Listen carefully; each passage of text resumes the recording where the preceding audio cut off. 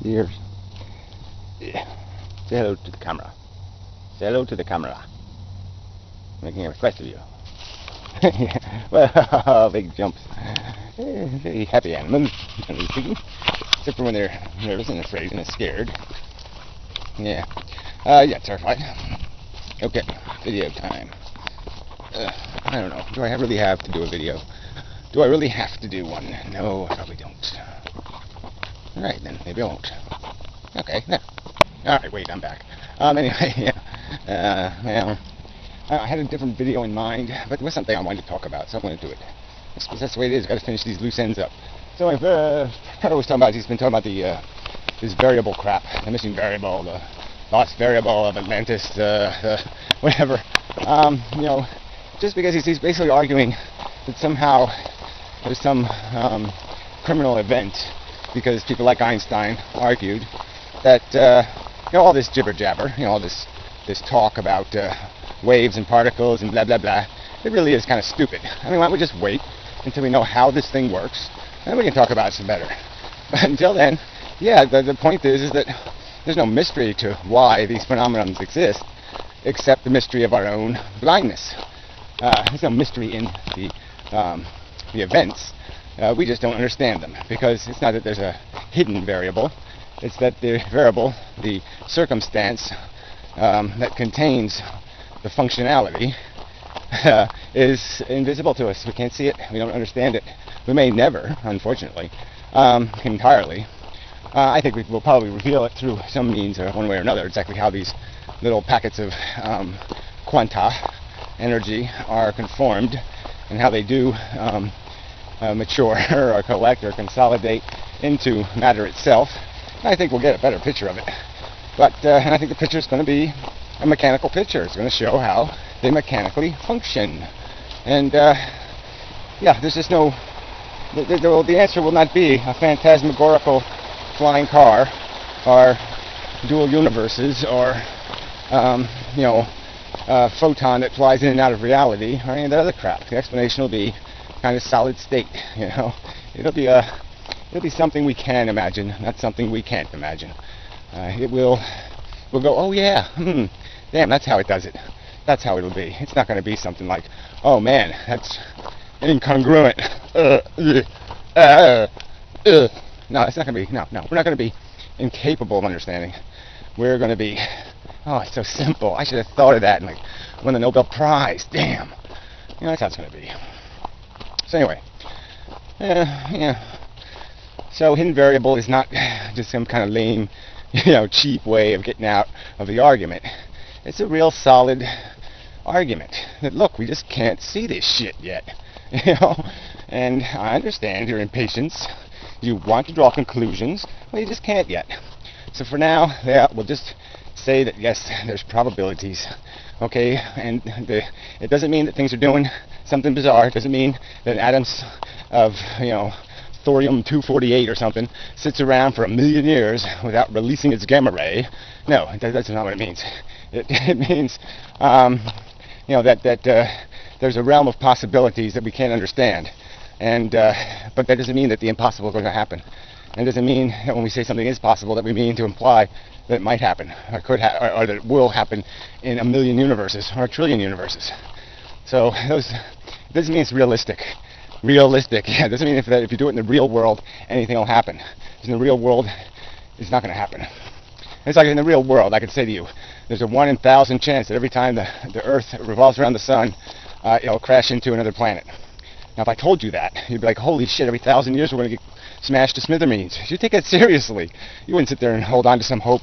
Oh, well, but there's a chance that it won't happen for 100,000 years. No, you'd be pretty damn sure it was going to happen, you know, in a few thousand. You know, that you would have a few chances at best to maybe escape it. And if you were unlucky, it would happen tomorrow. That's it, you know. In the real world, it wouldn't happen. You wouldn't flip 1,000,000 heads in a row. Yeah, it's realistic, it's possible. It's a theoretical, mathematical possibility, but it has nothing to do with reality. It won't happen in this reality or 1,000,000 more realities. Anyway, and you gotta be able to tell the difference. Theoretical math makes theoretical possibilities, defines them. But that's all they are, it's theoretical possibilities. They aren't practical possibilities. Maybe that's a good way to put it. It is a tricky thing, probability. But, you know, reality isn't... I mean, if you use some sort of rational explanation, the context, that, you know, place the real context around the words possible, and then people can understand it. So if you do tell them that, oh no, it only happened in 1 billion universes, well then, maybe they'll get it. Anyway, yeah, that's probably enough for this video. Maybe I'll add something on the way home. Yeah, so maybe we're done with this physics stuff for a little while. Get back to talking about futility and psychology. Or, talk about girls. Girls is cute. Yeah, problematic though. Damn it. Shit. Everything's problematic though, isn't it? That's my whole problem with the whole life thing, is it's problematic. Life is problematic. Yeah, there you go. We need to extract that problematic aspect, and then we might have something here. But as long as it remains problematic, yeah, no, it's no good. Nope. Alright, till next time. Oh, I forgot to mention, yeah, it's really hot, but it's this muggy thing or something. But, you know, I don't really like the heat, generally speaking, but... yeah, just, God, yeah, I can barely live. I'm barely... That's like I feel like my life... kidding me? Yeah, it's like... I'm struggling. I hope I'm really not dying or something, but hell, I can feel this, like... yeah, I don't know how to describe it. Yeah, it's just so hard to live right now. It's like the air is nutritious.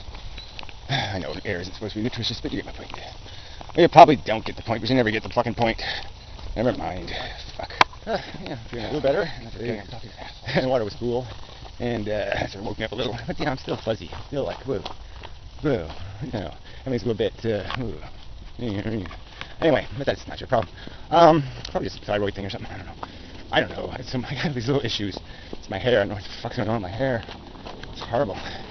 In the swimming pool. Anyway, I mean, I love swimming, but phew, it's killing my hair.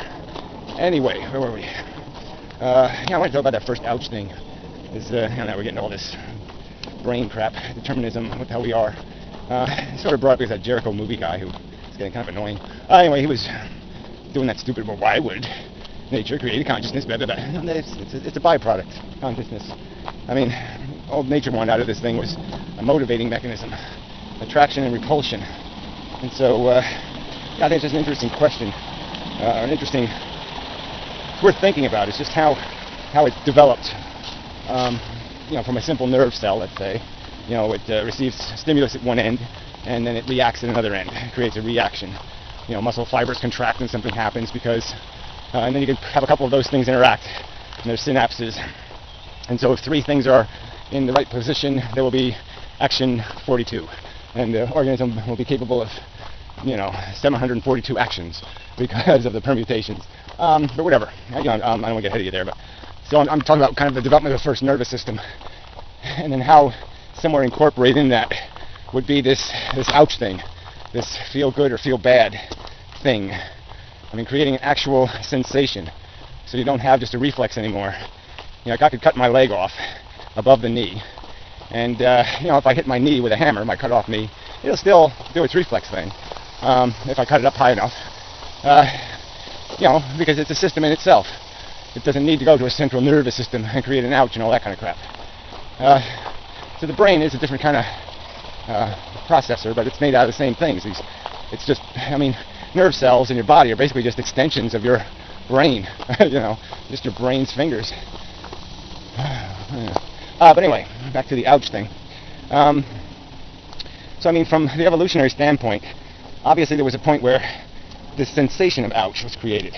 But the more important thing created from the evolutionary standpoint was probably the behavioral consequence. So the fact that there was a response, a reaction to ouch, was more important than the fact that there was ouch. I mean, nature didn't care about the means so much as it just cared about the end. And so it developed systems based on that kind of simple logic. You know, I mean, there's no, the detail is irrelevant. You know, end result product is all that matters to the DNA. You know, in terms of how it's going to evolve, its character. Yeah, I'm making kind of a mess of this, but some of you might get what I'm getting to. Yeah, so sensation really wasn't. You know, I mean, I don't even know how to. It's not even a deliberate part. It could be completely leftovers. You know, something that just is completely irrelevant. The only thing that mattered was the fact that the ouch did create action, and if we could have just had the action and no ouch, yeah, I mean that would have been suitable, you know, evolutionarily.